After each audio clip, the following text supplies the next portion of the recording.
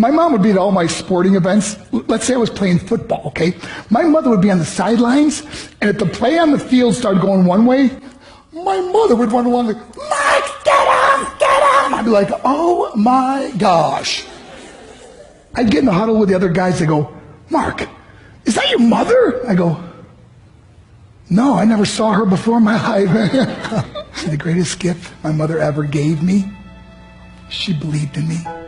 I have overdosed on drugs on 3 occasions where I should have been dead. But I believe I was kept here for a reason. You show me your friends, I will show you your future. How do I know this? I hung out with losers, and I became the biggest loser of them all because I gave up everything I dreamt about as a little boy because of who I chose to surround myself with. My friends would drive me home at 2, 3, 4 in the morning. We'd be drunk and high, laughing in the car. We'd pull up in front of my house in New York. They go, Mark, the light's on. I go, oh man, my mother's up. See, my mom wouldn't go to bed until she knew her son was still alive.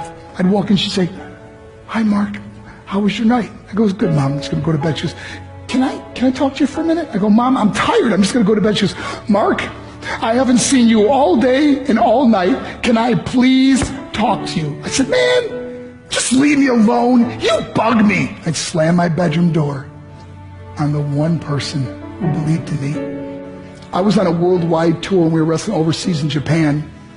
After my wrestling match, I went upstairs in my hotel room and I fell asleep. There was a knock at my door at 3 o'clock in the morning. I got out of bed, I looked through the safety window and I could see it was a Japanese promoter. So I opened the door and he said, Mark, you need to call home. There's been an emergency. I went and got on the hotel room phone. I called back to the United States and said, hey, what's going on? I said, Mark, I don't know how to tell you this. I said, just tell me what happened. I was going to start crying. They go, Mark, I can't tell you. I said, just say it. They said, Mark, your mother died.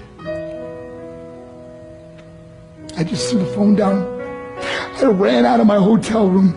I took the elevator to the lobby, and when the doors opened up, I just ran out into the street. I mean, there was no cars, there was no people. It was 3 o'clock in the morning. And I walked down the middle of a street in Hiroshima, Japan, and I remember looking up and just saying, Mom, I am so sorry. I flew home for her funeral, and I was so nervous to walk up to her casket, so I just stood way in the back. And I kept looking from a distance, and I kept thinking to myself, Mom, please wake up. Please get up. And then I finally got the nerve to walk up to her. And as I got closer, I could see my mom for the first time. I mean, she was so beautiful. She was dressed in white. I mean, she looked like an angel. And I just stood over her and I said, Mom, you are my hero. Everything I am, everything I hope to be was because of you. You loved me so much. You gave me a life. You're the only one that ever believed in me. How did it repay her? By getting drunk? By getting high? By getting stupid? By hanging out with losers? For what? All she ever wanted to do was talk to me. I wish I could talk to you now, Mom. I wish you could see what I'm doing. Why couldn't I have been a better son? We are defined by our choices. But if you surround yourself with people involved in drugs and alcohol and pills, it's a dead end. I'm not here to preach to you. I'm here to tell you I lived that life.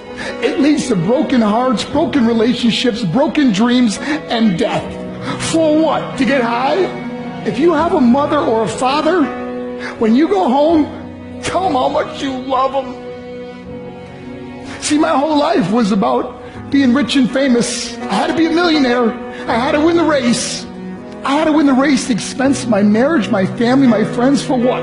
To be all alone in the world? I learned what is truly important, and that is how precious this gift of life is, and our families, and how quickly it can be taken away.